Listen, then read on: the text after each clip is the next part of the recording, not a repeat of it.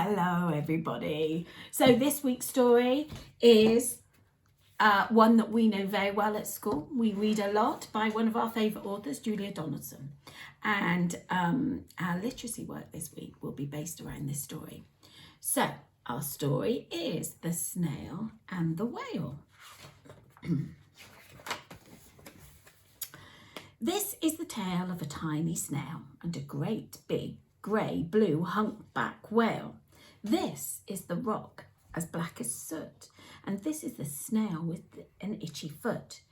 The sea snail slithered all over the rock and gazed at the sea and the ships in the dock, and as she gazed she sniffed and she sighed. The sea is deep and the world is wide. How I long to sail, said the tiny snail. These are the other snails in the flock, who all stuck tight to the smooth black rock, and said to the snail with the itchy foot, "Be quiet, don't wriggle, sit still, stay put." But the tiny sea snail sighed and sniffed, and then she cried, "I've got it, I'll hitch a lift." This is the trail of the tiny snail, a slivery trail that looped and curled and said, "Lift wanted around the world."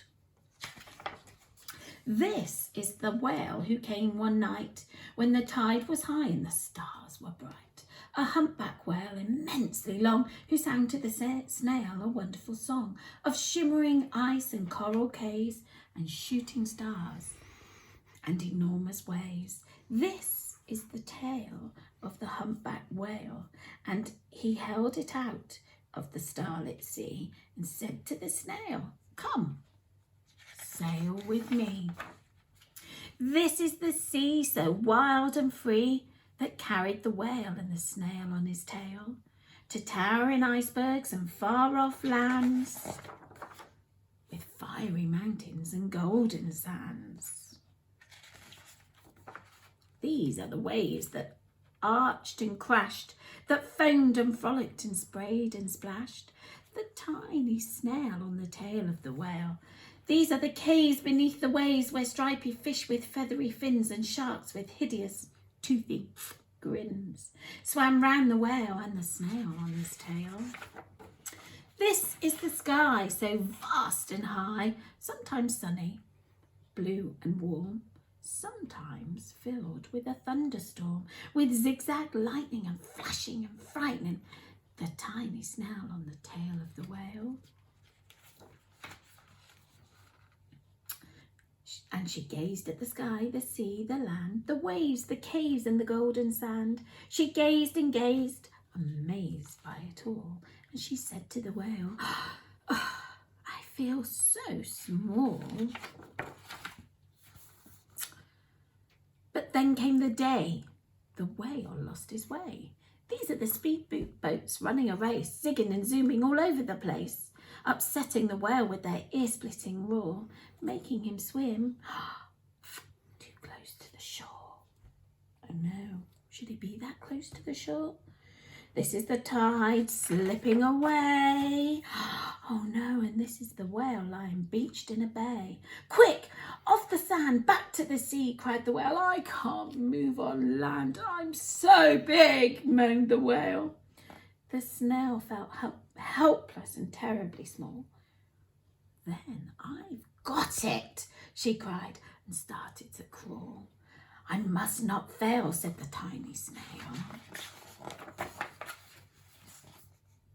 This is the bell on the school in the bay, ringing the children in from their play. This is the teacher holding her chalk, telling the class, "Sit straight, don't talk."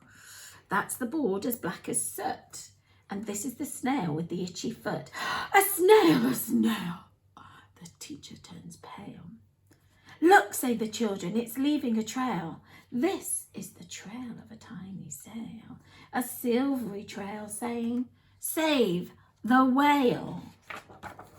These are the children running from school, fetching the fireman, digging a pool, squirting and spraying to keep the whale cool. Everybody working together. This is the tide coming into the bay, and these are the villagers shouting, "Hip hip hooray!" hooray, as the whale and the snail travel safely away. Back to the dock and the flock on the rock, who said, how time's flown, and haven't you grown? And the whale and the snail told their wonderful tale of shimmering ice and coral caves and shooting stars and enormous waves, and of how the snail, so small and frail, with her looping, curling, silvery tail, saved the life of the humpback whale. Then the humpback whale held out his tail, and on crawled snail after snail after snail.